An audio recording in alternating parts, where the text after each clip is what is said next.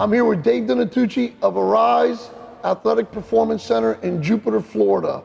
Dave is an expert when it comes to rotational athletes. Dave?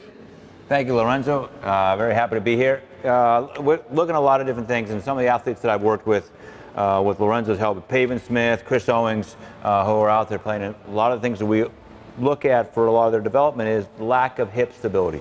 So the inability for them to really kind of load up into that hip or kind of feel that stability right as they're kind of getting ready. That ready negative for the pitch. move. Correct. So basically a lot of that's done because they're really not able to get that glute activated. So a lot of things I like to do is really find a way. One is, we always talk about this, right? The inability for them to hinge. So we want to teach that partial squatting motion so they get in that position, and then from there, how do we activate, how do we engage the hip region?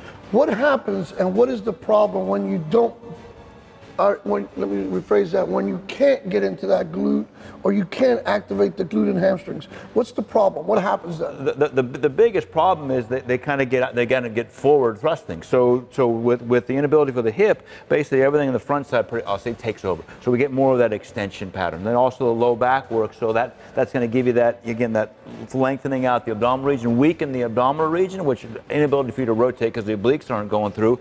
Erectors are working, lumbar region's working, and now then we lose power from all that. And from a G-swing perspective, if I cannot keep my posture throughout my swing, I'm not going to be able to sequence correctly.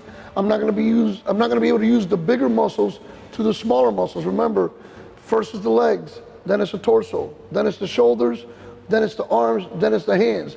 Number one is the legs. So what Dave is explaining here is that if we can't get into that good negative move, if we can't get that glute activated in the hamstring, we're already in trouble. So to create peak power, glute activation, what's another problem that you see? A lot of it is really we call it scap loading, the ability for the retracted shoulder kind of gets you into a good position. A couple things happens. One is they don't know how the shoulder works, so there's no real retraction. It just kind of stays right there, or they elevate it up because when you inability for you to retract, basically your traps kind of take over the motion, and you kind of go upward motion. Now your neck to your ear gets short, and you can't get through the ball effectively because of that positioning.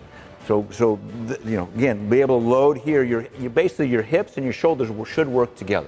So once we get a good load position, then you get a good retraction of the shoulder. Now once you're transferring, because I'm moving, this should work back. Right, so we kind of get that in sequence. If that's not working, and most people's patterns of movement are off because they really don't know how this shoulder is supposed to work because of postural deficiencies, right? We're in this position all day long with kind of doing things in front of us. So just to explain, so in module 2 in sequencing, as you know, remember, we want to get into that good negative move, activate the glute, activate the hamstrings, activate that back hip, and then when we're making that positive move, we've got to get the scapula. What Dave is saying is, you might want to do it, you might try to do it, but physically you don't understand how the muscle works, and that's what we run into.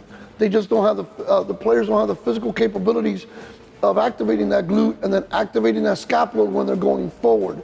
If we don't have those two things from a physical standpoint, it's going to be very hard to sequence the swing. And if we can't sequence the swing, then you know what happens. We push, not going to be able to hit breaking balls, not going to have any power because we're swinging with our hands.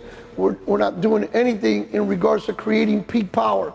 The body has to work as a unit to create peak power.